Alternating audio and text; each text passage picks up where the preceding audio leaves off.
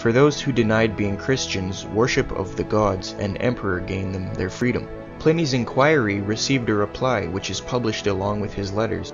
Although Emperor Trajan's response is much shorter, he states, quote, "The method you have pursued, my dear Pliny, in sifting the cases of those denounced to you as Christians is extremely proper. It is not possible to lay down any general rule which can be applied as fixed standard in all the cases of this nature. No search should be made for these people.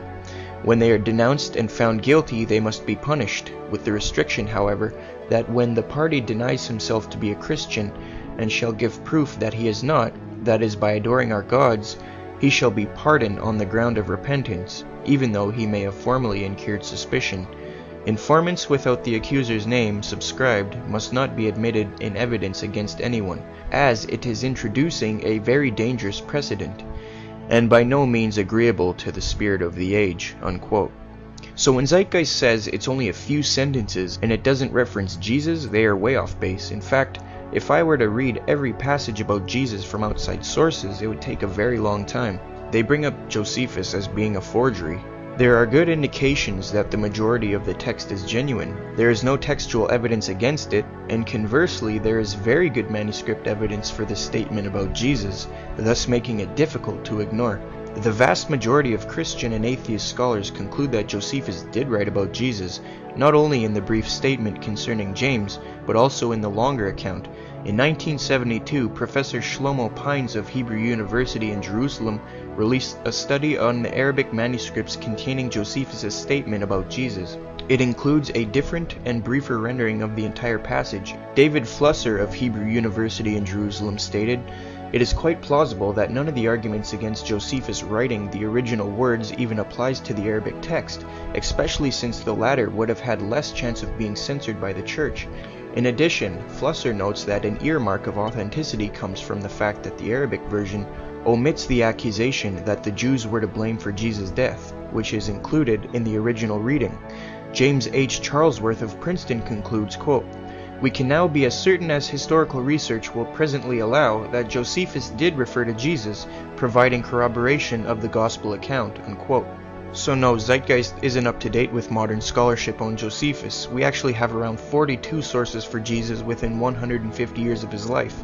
Pliny the Younger, Tacitus, Suetonius, Josephus, Thallus, Lucian, Marabar Serapion, Valentinius, Phlegon, the Gnostic Gospels, Celsus, Tertullian, Matthew, Mark, Luke, John, Paul's writings, Hebrews, Jude, and 1st and 2nd Peter. As Dr. Gary Habermas and Mike Lacona write, quote, "Tiberius Caesar was the Roman emperor at the time of Jesus' ministry and execution. Tiberius is mentioned by 10 sources within 150 years of his death: Tacitus, Suetonius, Paterculus, Plutarch, Pliny the Elder, Strabo, Seneca, Valerius, Maximus, Josephus, and Luke. Compare that to Jesus' 42 total sources in the same length of time. That's more than 4 times the number of total sources who mention the Roman emperor during roughly the same period."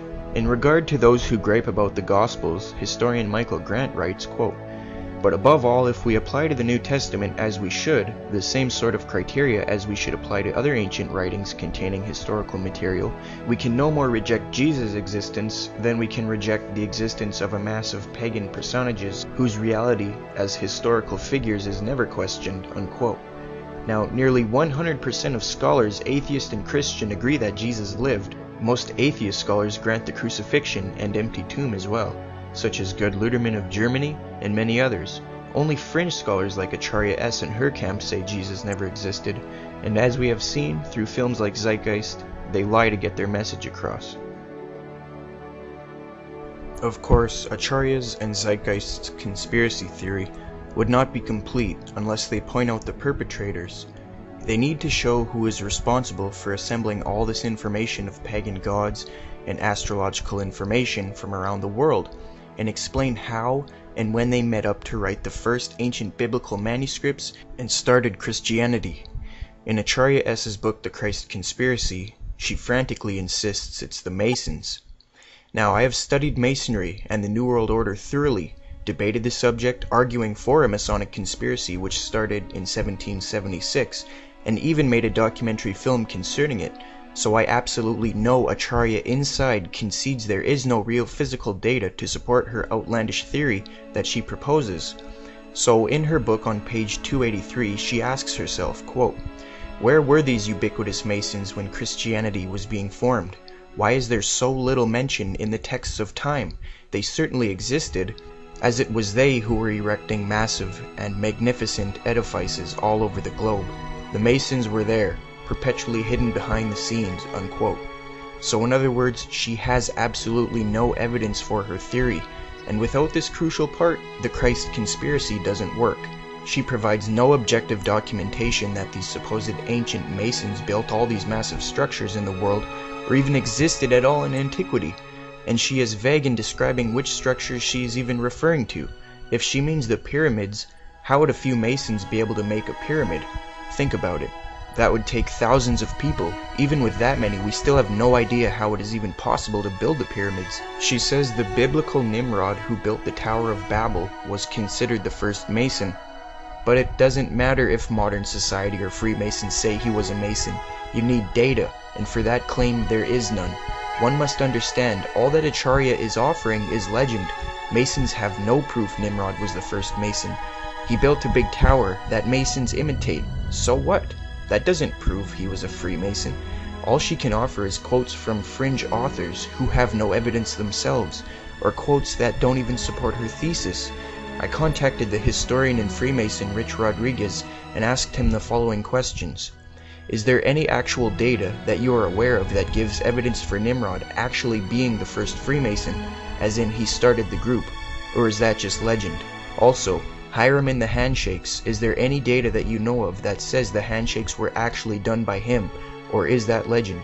Rich responded and simply said, quote, "It's all legend." So although Acharya writes as if she is presenting fact, she is presenting nothing of the sort.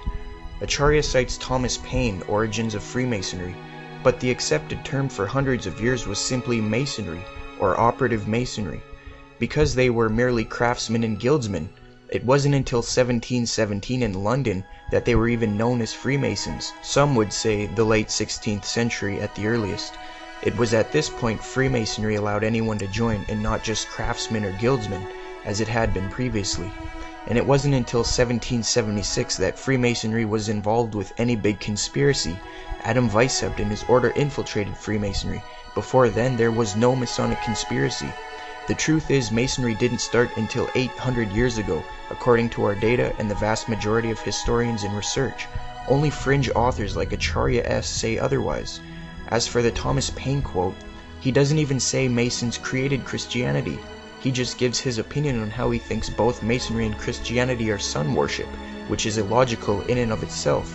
But he doesn't claim Masons created Christianity as Acharya asserts. If the claim is that Christianity was based on sun worship, how do you explain how the Jews went from sun worship to Jesus when sun worship was forbidden in Judaism? Then she quotes Higgins saying, quote, "Every part of Christianity refers back to Abraham, and it's all Freemasonry," unquote. But Freemasonry didn't start until 1717, or at the earliest the 16th century, as noted by scholars. She claims that Jesus and Paul were Masons as proof, but she had just finished writing nearly 240 pages on how she thinks Jesus never existed. The inconsistency and illogic here is very evident. In the last paragraph of Acharya S.'s book, The Christ Conspiracy, she says, quote, "Despite the vilification, or in other words slanderous defamation of the so-called New Age movement, the fact is we are entering into this New Age. I am with you always to the close of the age," so ends the Gospel of Matthew. What does this mysterious statement mean? And why was this all-important book ended with it? The age referred to in the Gospel tale is that of Pisces, unquote. Now, it is abundantly evident that the whole purpose of Zeitgeist Part 1 and the Christ Conspiracy was to induct you into the New Age movement. Despite the total deconstruction of Acharya S. and her camp, they will continue to persuade the young generation to join their New Age Brotherhood of Mystery. Study, learn, and help us overcome this trend of malicious lies put forth by the New Age movement.